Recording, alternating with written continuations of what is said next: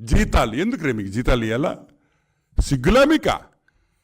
10 మంది మీ 11 మంది ఇంక్లూడింగ్ జగన్మోహన్ రెడ్డి సిగ్గు లేకుండా ఈరోజు జీతం తీసుకుంటున్నాడు. ఎందుకు తీసుకుంటారా మీరు అసెంబ్లీకి రాకపోతే? సిగ్గులా? ఎట్లా తీసుకుంటారని మేము క్వశ్చన్ చేస్తున్నాం. ఎలా తీసుకుంటారు మీరు జీతాలు?